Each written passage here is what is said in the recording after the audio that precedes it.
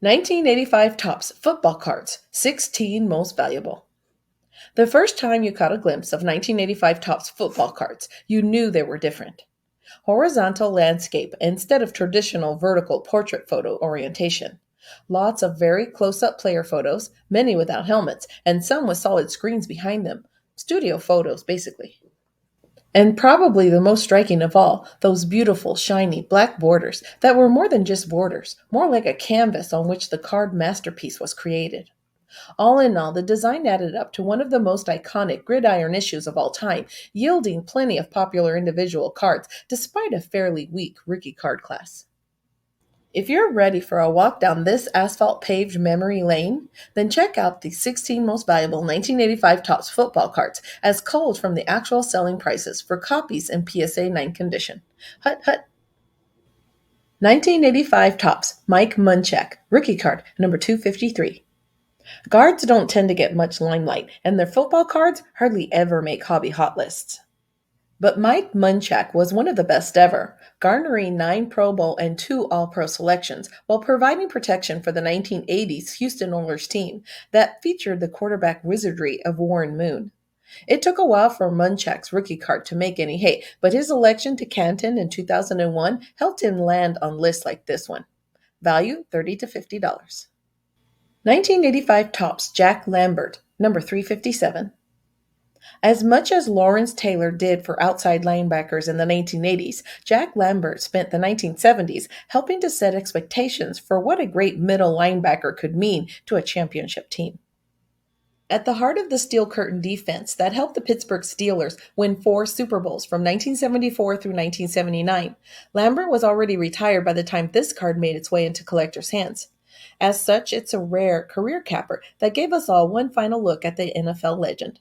Value $40 to $45. 1985 Topps Steve Largent, number 389. Entering the 1985 season, Steve Largent already had 7 1,000-yard receiving seasons under his belt, but that fall he racked up an NFL-leading 1,287 yards. That performance not only established a new Seattle Seahawks record, but also set Largent on a path towards an all-time NFL record for career receiving yards. When Largent retired after the 1989 season, he stood number 1 in receiving yards, eclipsing Charlie Joiner in 1987, total receptions, and receiving touchdowns.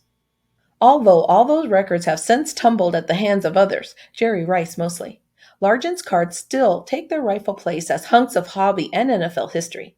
Value $45 to $50. 1985 Topps Walter Payton, Bears team leaders, number 22. This card is like a dream for Bears fans, bringing to life a scenario that has driven our gridiron fantasies for decades. Walter Payton has the ball and he sees daylight. Ostensibly a team leader's card, this one is all about sweetness, which actually hits Topps target square on the head, considering there's never really been a Bears team leader like number 34. Value $40 to $65. 1985 Topps Lawrence Taylor, number 124. Who is the greatest linebacker of all time? Like almost any GOAT decision, there's no one correct answer to that question that all fans will agree on. But just about everyone who witnessed the man play will tell you that Lawrence Taylor was a game changer and one of the greatest at any position to ever take the gridiron.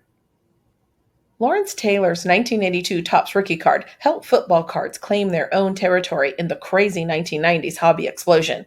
But his other cards, like this nifty 1985, have more than held their own over the years. Value $50 to $70. 1985 Topps Eric Dickerson, number 79. What Dan Marino did for quarterback cards, Eric Dickerson did for running back cards. The second overall pick in the 1983 NFL Draft, Dickerson burst out of the gates like few running backs ever, streaking to 1,808 yards and 18 touchdowns in his rookie season for the Los Angeles Rams. That had collectors clamoring for his 1984 Topps rookie cards as soon as we could get our hands on them, and Dickerson poured gas on the fire. A record 2,105 yards and NFL-leading 14 touchdowns in 1984 set up Dickerson's cards to be hobby staples for decades to come. That bust in Canton only sealed the deal, keeping these cards and this card among hobby favorites today. Value $95 to $105. 1985 Topps passing leaders Dan Marino and Joe Montana, number 192. There was no real Montana Marino rivalry to get fans tied up in frothy arguments, not like Brady and Manning wars to come. But anytime you could get two all time great quarterbacks together on the same card, you were sure to have a conversation piece on your hands, even if the card was just a commemoration of league leaders. All these years later, the why doesn't matter so much to collectors as the fact that we get Dan and Joe together on one sweet swath of cardboard. Value $100 to $105. 1985 Topps Dan Marino, number 314. After falling to the Miami Dolphins in the 27th pick of the 1983 NFL Draft, Dan Marino managed to wrest the starting quarterback job from David Woodley and Don Strock by the end of the season. In 1984, legendary Dolphins coach Don Shula installed Marino in the pocket from the beginning of the campaign, and the young signal caller shredded defenses to the tune of 5,084 yards and 48 touchdowns. They were both new records, which came at the cost of just 17 interceptions. Not surprisingly, Marino's 1984 Topps rookie card rocketed to the top of the hobby hot lists, and his 1985 follow-up was nearly as vaunted. Today, though, Marino's records have mostly been surpassed, and his cards don't drive the market, but they are beloved and still pricey piece of hobby history. Value $100 to $110. 1985 Topps Joe Montana, number 157. In 1984, Joe Montana led the San Francisco 49ers to their second Super Bowl title in 4 seasons, catapulting himself into the conversation about the greatest quarterbacks of all time. The timing couldn't have been better from a hobby perspective either, as Montana's 1981 Topps rookie card became the first real football card star of the 1980s boom years, and any Joe Cool card instantly became one of the biggest draws in any set it appeared in. This 1985 Topps beauty is no exception, and it's still a collector's favorite all these years later. Value $100 to $130. 1985 Topps Mike Singletary, number 34. Like Walter Payton, Mike Singletary spent the first several years of his NFL career toiling for a Bears team that struggled to get both wins and attention. Singletary himself started to get some notice in 1983, though, as the third-year pro nabbed his first Pro Bowl nod and then added first-team All-Star honors in 1984. By the time Chicago unleashed their 1985 juggernaut, Iron Mike was a star and the acknowledged leader of the defensive unit that ranks as one of the game's all-time greatest. This smiling Singletary card was the visage that greeted fans across the country as they got better acquainted with the key architect of the Super Bowl shuffle. Value $125 to $175. 1985 Topps John Elway, number 238.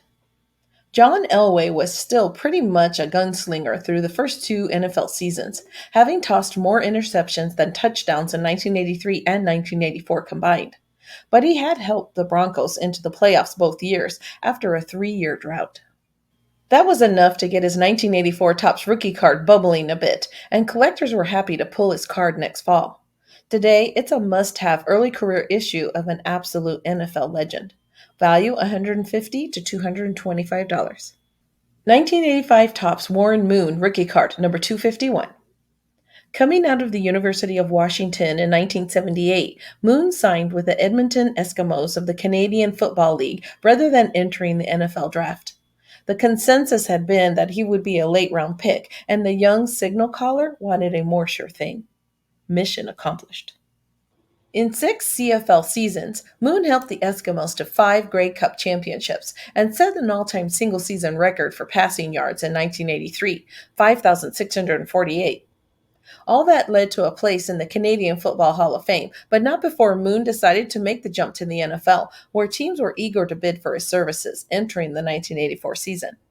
The Houston Oilers won that sweepstakes, and Moon embarked on the American League of his journey at age 28, playing for 4 teams through age 44 and amassing nearly 50,000 yards passing to go along with his 291 touchdown tosses. Moon's 1985 Topps rookie card, the NFL version, was a popular pull from the very beginning, and it only gained in popularity and value as Moon steamrolled towards Canton. Value $150 to $250.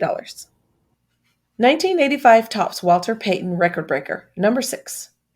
Walter Payton set so many records, graced us with so many highlights over the course of his NFL career that he could have been featured on multiple of these special cards every year.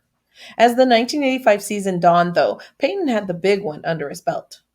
On October 7th, 1984, Payton raced past Jim Brown's record of 12,312, one of the most revered marks in all sports. This 1985 Topps card commemorates that moment in stunning action and stands as a heavyweight in the set.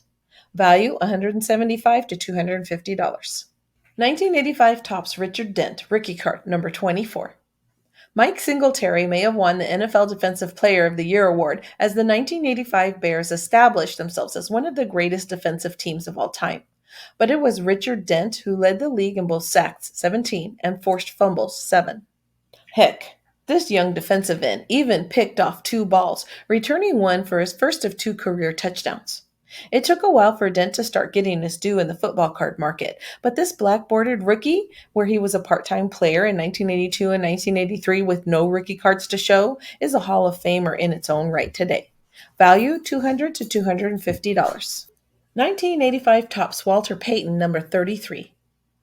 It was almost as if Topps anticipated the Chicago Bears' magical romp through the 1985 season, capped by the title in Super Bowl XX over the New England Patriots in January of 1986. After all, those intimidating black borders were the perfect complement for the Bears' black uniforms and dominant presence on the field and in popular culture. Super Bowl shuffle, anyone? And for all the hype around Jim McMahon and William Refrigerator Perry, and for all the shutdown moments from the vaunted Bears defense, and for all the tough guy swagger from Coach Mike Ditka, there was no doubt that Walter Payton was the heart and soul of the Bears, just as he had been for a decade. This card shows a close-up of an intense-looking sweetness in his Bears helmet, perhaps considering all that has been and all that may still lie ahead. It's a hobby classic. Value $650 to $700. Wait, there's one more card. It's an honorable mention. 1985 Topps Mark Clayton, record breaker, number 1. Teaming with quarterback Dan Marino, second-year receiver Mark Clayton set the record for the most receiving touchdowns in a season in 1984, converting on 18 scores.